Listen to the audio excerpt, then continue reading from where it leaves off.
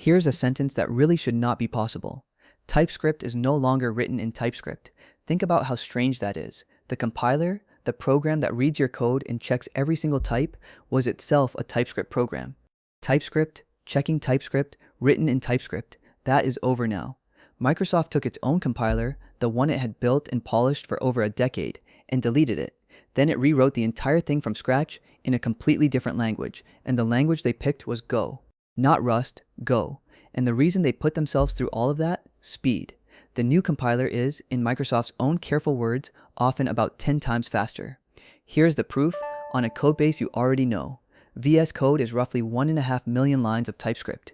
Type checking, it used to take about 78 seconds. The new compiler does it in 7.5. And this is not a research demo you will see someday.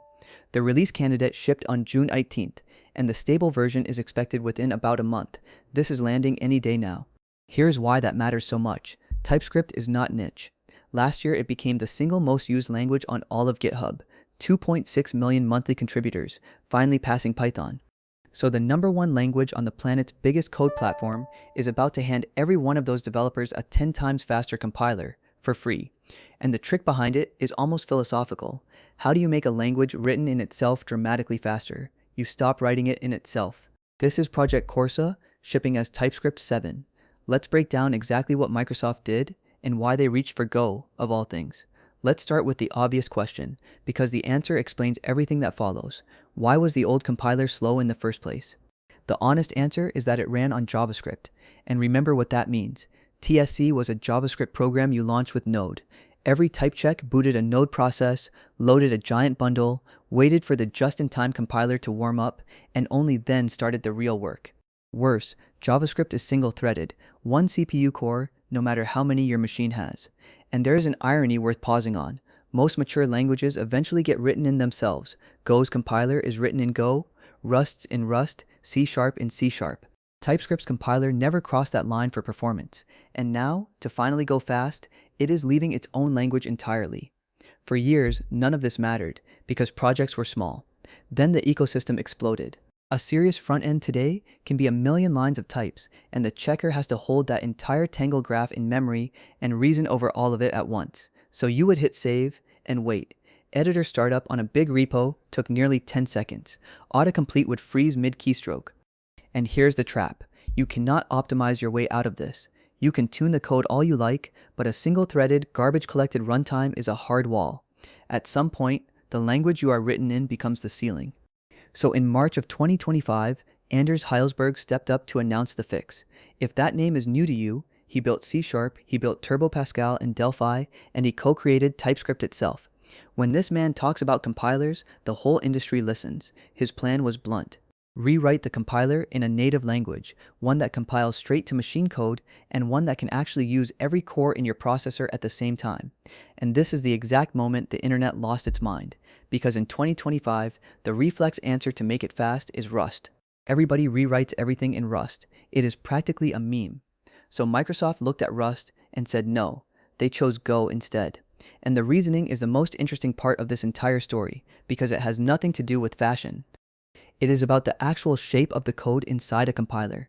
Picture what a compiler really is on the inside, a giant web of things pointing at each other. The syntax tree points down to its children and back up to its parents. Every symbol points at its declarations, and those declarations point right back. Types reference other types in endless loops. Now that kind of cyclic, self-referencing graph is exactly the pattern that Rust's borrow checker is designed to forbid. You could force it, but you would spend years fighting the compiler over who owns which pointer. For a faithful port, that is a non-starter. Go handles it effortlessly. It has a garbage collector and shared memory, so cyclic graphs are basically free. It compiles to fast native code, it has real lightweight threads built in, and, crucially, its structure is close enough to the original that they could translate the code almost line for line. And they did prototype in several languages, including C#, Hejlsberg's own creation. Go simply won on the balance of raw speed, instant startup, and portability. In his words, it was the path of least resistance to 10 times faster. And that phrase, line for line, is the real secret to why this project shipped instead of dragging on for years. Because this is a port, not a rewrite. And that distinction matters enormously. They did not sit down and reinvent how TypeScript checks types. They took the existing, battle-tested logic and translated it, function by function, file by file, into Go, keeping the exact same behavior at every single step, which raises the obvious fear. How do you prove a translation this enormous did not quietly break something? You run the old test suite against the new code, 20,000 compiler tests, 6,000 of which expect very specific error messages. The Go version reproduced all but 74 of them. 74 disagreements out of 20,000 tests for a from-scratch re-implementation of an entire type system. That is a genuinely stunning level of fidelity. And only once the behavior matched did they unlock what Go gives you for free, real parallelism. The type checker can now split its work across many CPU cores at once, with new flags that let you dial in how many checkers and builders run in parallel. Stack it all together. Native machine code, no warm-up cost, true multithreading, instant startup and roughly half the memory, and suddenly 10 times faster stops sounding like marketing and starts sounding inevitable. Speaking of that number, let's look at the actual receipts, because Microsoft published them, comparing the old JavaScript compiler head-to-head with the new Go one. Sentry went from 133 seconds down to 16, Type ORM from nearly 16 seconds to just 1, Playwright from 9 seconds to a little over 1, and VS Code from 89 seconds down to under 9. This is not one lucky benchmark. It is 8 to 10 times faster, consistently, across completely different codebases, and build time is only half of the story. Memory usage is roughly cut in half. Editor load on the VS Code project drops from 9.6 seconds to 1.2. And in fuzz testing, the language server fell over more than 20 times less often than before. That last part is the one people underrate. This is not only about faster continuous integration builds, it is a faster editor. Every hover, every autocomplete, every jump to definition, every red squiggle, snappier and more reliable. So how does all of this reach your machine? Through a version plan that is a little unusual.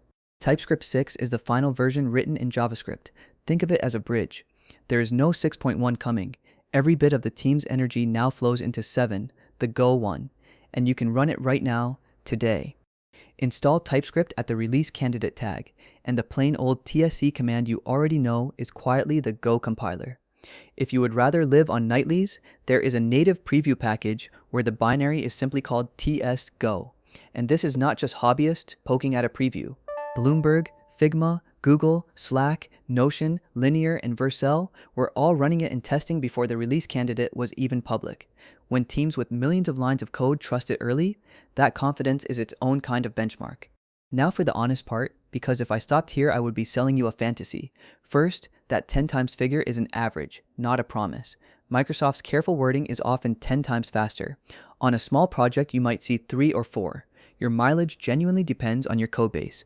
Second, and this is the big one for a lot of teams, version 7.0 does not have a stable plugin API yet, and a huge chunk of the ecosystem is built on that API. So typescript-eslint, tsmorph, and custom transformers simply do not work with the new compiler yet. That support is coming in 7.1 a few months out. And third, this is a major version, so there are genuine breaking changes. Strict mode is on by default now. Ancient compile targets like ES5 are gone. A handful of tsconfig options were removed outright, and the JavaScript emit path is still being finished. There is a migration tool, but it is not completely effortless. But zoom all the way out, past the flags and the caveats, and look at what actually just happened. The most used programming language on the planet's biggest code platform just made its core tooling roughly 10 times faster, without asking you to change a single line of your own code. You just get the speed.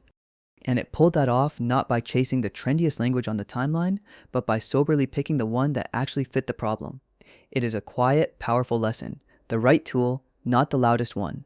And it makes you wonder where the rest of the performance-critical web is heading next. 4 numbers to walk away with. 10 times faster. Ported to Go over the course of about 1 year, serving 2.6 million monthly developers, with just 74 test cases left to reconcile.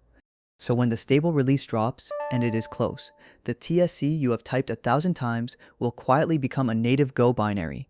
Exact same command, roughly 10 times the speed. TypeScript, no longer written in TypeScript. That is Project Corsa. If this rewired how you think about your tools, subscribe. The next breakdown drops soon.